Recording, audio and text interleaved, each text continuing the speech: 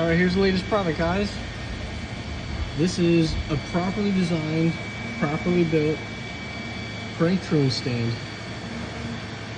Whether you realize it or not, this is what you need. This can only be 1,000 smacks. As you can see here, it's about 4.5. And that's each side. Not both sides, not each side's gonna be the same. We have these little V's. That's what rubs on the crank. Really should put a tiny bit of grease on each, or oil, where those rub. They'll get a little more consistent reading. This one here is fixed. This one is spring loaded. And here's why. That tip's out of the way. Let's see if I can get this out. And you can get the crank out.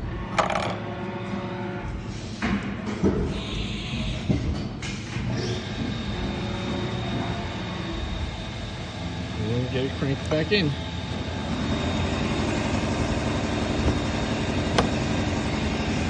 And with the indicator, you want to have it, you want this V as close that to the middle as possible, and you want this as far out as possible without hitting the keyway.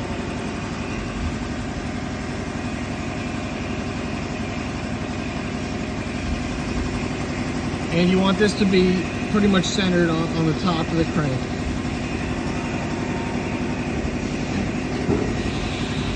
And then that's it. That's how you check.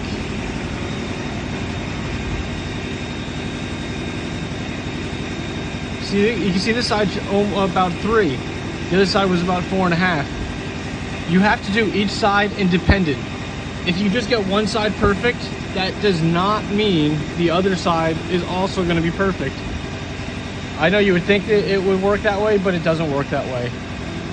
As far as how to actually take a crank that's not perfect like this one, this is how all the China ones come, and make it perfect. Please see other videos online. There's a lot of better explanations on how to do that, but you need this tool. It does not come with this magnet base, they call this, and dial indicator. Harbor Freight sells a great version of this. I use the Harbor Freight ones all the time. They eventually go bad. Do not buy this expensive stuff. This right here is a almost $300 setup. You don't need that. I haven't 100% decided on the price, but it's going to be in ballpark $100, and it will be posted later today. Right now, though, we're keeping busy. Let me see if I can zoom out. Get everything. So we're making the mounts for China motors and my new billet flat mounts in Gen 1. Now these ones are all going to come with the most minimal bore size.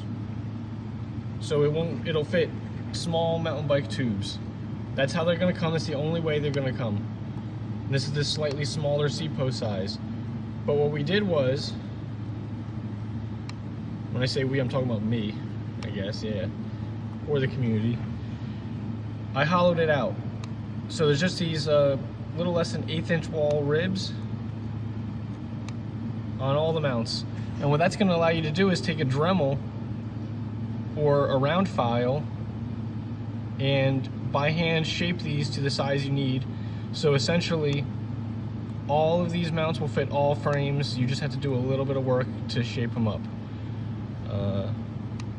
And then what you could do is you could wrap your frame in a layer of painter's tape or any sort of tape, and then fill these cavities with JB Weld, clamp it in place, and that will fill up this space. The JB Weld has great compressive strength, and that will make it just the most perfect set of mounts.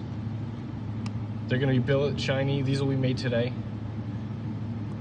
I just have to finish the program and run these, and I'm running very limited quantity of these. These guys here, we only ran 12 of them. And they're gonna be on sale a little bit cheaper up until I get all this rust off them. But today and maybe tomorrow I'll sell them with the rust. You can clean them up yourself with some sandpaper. Rust does not hurt anything at all. And these will be a little bit cheaper. But eventually I will belt sand all the surfaces and make them look great. Anyways, I gotta get back going. Don't miss out on these. If they sell it right away, I'll make more. Otherwise, catch them while you can. Also, I'm recycling material. That's why it's rusty. So there are some holes in it that are drilled in just some of them that have nothing to do with anything. You know, it's not important. Does not affect function, but just a heads up. All right, guys, let me keep this machine running.